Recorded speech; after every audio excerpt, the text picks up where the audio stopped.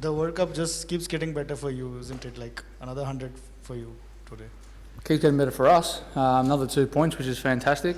Form's always great, but my job is to go out there and score some runs and get us off to a good start and capitalise with some momentum. Try and bat as deep as we can. And today was a good sort of hit out for us batters. I think it was a very, very good wicket. It was a challenging wicket for bowlers to get wickets. I felt that we just had to keep going deep, and we were able to do that. Talked about going deep. You've been batting quite slow in the power play. Thanks. I was waiting for that. You expected that, but that's obviously been a plan from you, I would assume?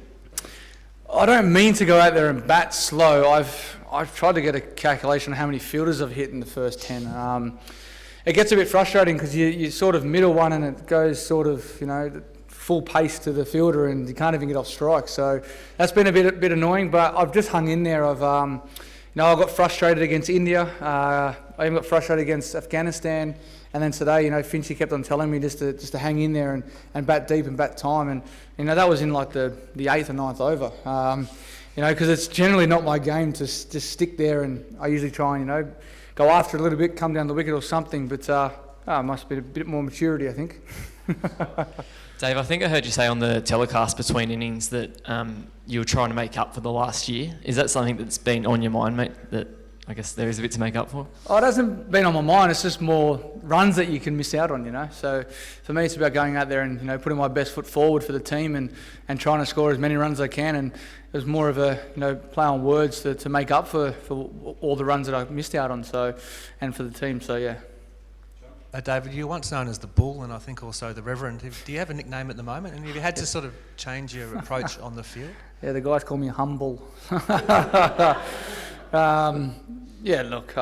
just one of those things. I think I was on a good behaviour bond for 2 years, I think it was, if that's what you want to call it, with the ICC, and couldn't really do anything on the field. And I'm at that point as well at the moment, but, it's a different game. We've played so much cricket. I know I have in the last 12 months with a lot of different people, especially the Bangladesh guys. Getting to know a lot of them as well has been great. Just opens your eyes to a new world, and it's just a normal me now. Mitch Stark seemed pretty up and about when he got to Mim's wicket today. What was the story behind his celebration?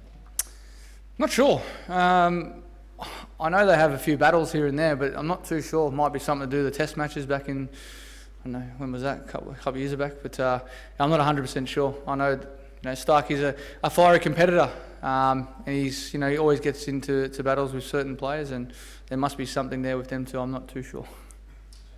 David, I know you spoke about the personal pace you bat at. Shane Warne was tweeting, he thinks as a team you scored too slowly, probably before the 40 over mark. Do you pay any credibility to that, or do you look back and go, as a team, we executed a batting game plan really, really well? Oh, look, I always respect what Warney says. For us, it's about going out there and doing, the best that we can. Whether or not we're batting slow or batting fast, I think you're going to get some form of criticism somewhere. But look, I thought the way that we batted today, we just tried to take it deep as we did, and we ended up getting 380. So, that's just the way that we're playing at the moment, and we can only adapt to the conditions that are in front of us. Yeah, I know you didn't want a year off from international cricket, but do you think it's done you some good in some way? Oh, I'm feeling a lot fresher. You don't get a year off. You hardly get a couple of weeks off. But look, it's I've worked hard on my own fitness. Take your mind away from the game. Just the little things of, being on time for buses, for airplanes. Packing your bags, travelling like you guys know as well. Like with the World Cup, you're in and out of hotels. Just those basic things there. You just let your mind just be at ease, and to have time at home as well with my family was awesome, and I really enjoyed that. David, you talk about the mental approach in coming out and opening. Is there any physical change in your game right now? I guess still coming off that injury as well. Has that changed anything, and if so, how? Yeah, there's nothing there from an injury perspective. It's just more, obviously, the wickets. We played on a nice green sort of wicket in Taunton. And then obviously one was dry here against Afghanistan. It was a little bit different. So you're getting different conditions. So you just have to adapt to that. As I said before, for me, it's about fluency in my game, and I've hit a lot of fielders, which is just sort of got on my nerves a little bit. But I'm sure, with a bit of pace as well. We've obviously got England coming up. They've got some bowlers who bowl over 150. So, with pace on the ball onto the bat as well, it makes a big difference. So it's just all about having that fluency when you're out there. David, you've seen Usman bat for a long time now. He doesn't come across as an ugly left-hander or a stylish left-hander. Like, how do you describe him, watching him from the other end? Usman's a very good cricket player. He's versatile. He can play in any position. Today, to see him go out there and be very busy between wickets was great. We've played a lot of cricket together since we were young kids. He's very energetic when he gets out there, and he's been criticised in the past for a few things, but at the end of the day, he's a world-class cricket player, and I've got a lot of respect for him, and did a great job out there for us today. David, 16th ODI ton today, draw level with Gilly. Amazing record. How do you expect to be remembered, and how do you want to be remembered when your career is up? Just as an Australian cricket player. I'm just so grateful for being able to have the opportunity to play for Australia, and to be along the lines and being the same sense as Adam Gilchrist is fantastic, and it's overwhelming. He's a bit more of a dasher than what I am at the top of the order, but he's obviously holds his own, with the gloves and with the bat. But for me, it's just about to go out there and give my best, to be honest, and that's all I want to be remembered for, is someone to give 110% when I go out in the field and just be myself. David, obviously Bangladesh gave a fairly tough chase there. Do you think it's time that Cricket Australia invited Bangladesh over again for a series in Australia? That's probably a question you have to direct towards Kevin Roberts and the scheduling of all that. I think we do have a series against them back over in Bangladesh, I think, next year.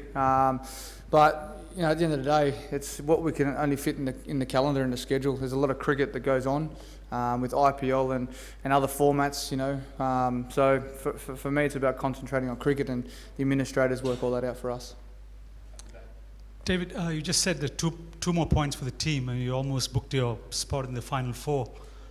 Given all that, what went through the last 1 year, year and a half, Cricket Australia, what does that mean to you personally and the team, you think?